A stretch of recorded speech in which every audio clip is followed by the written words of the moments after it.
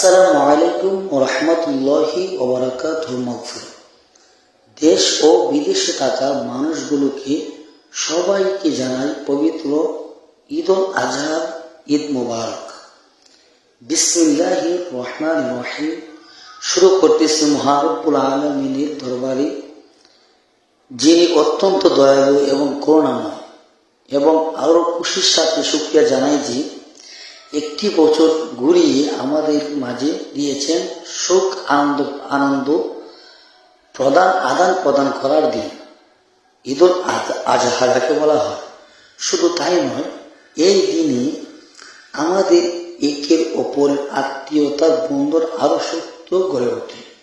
আমরা সকলে দেখতে পাচ্ছি যে আজকের এই জামাতটা কোথায় অবস্থিত হচ্ছে, হবিগঞ্জ পোল গ্রামে 4 নং পোল ইউনিয়নের পোল নতুন বাজার শাহিদার ময়দানে বাজার প্রাঙ্গণ, অর্থাৎ বাজার এর পাশেই এই পবিত্র স্থান। ঈদ উল আজহার নামাজটা আমরা এই শাহিদার ময়দানে আদায় করতেছি।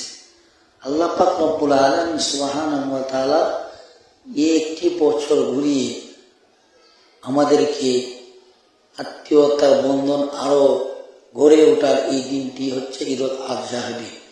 আরো খুশির একটা ব্যাপার হচ্ছে যে এই দিনটির মাঝে কুরবানি হয়, পশু কুরবানি দিয়ে এই দিনের ভিতরে। এই দিনে একে অপরের বাড়িতে গরু জবাই দেখাটা হলো একটা আনন্দময় ব্যাপার, এবং গোশত পূরণ করা আরো একটা আনন্দময়, মুসলমানের মনে আনন্দময় ব্যাপার হয়ে ওঠে।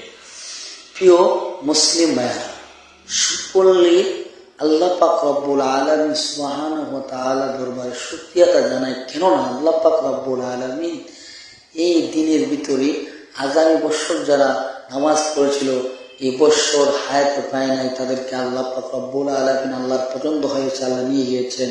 এর মাঝে আপনাকে আমাকে হায়াত বাড়িয়ে দিয়ে রব্বুল আলামিন সুবহানাহু ওয়া তাআলা আজকের ঈদ উল আজহার নামাজ পড়ার তৌফিক আল্লাহ দিয়েছেন, এবং এত সুশৃঙ্খল ভাবে আমাদের 4 নং পোল ইউনিয়নের শাহিদ ময়দানে আল্লাহ পাক রব্বুল আলামিন পবিত্র ঈদ উল আজহার নামাজকে পড়ার তৌফিক আল্লাহ দিয়েছেন।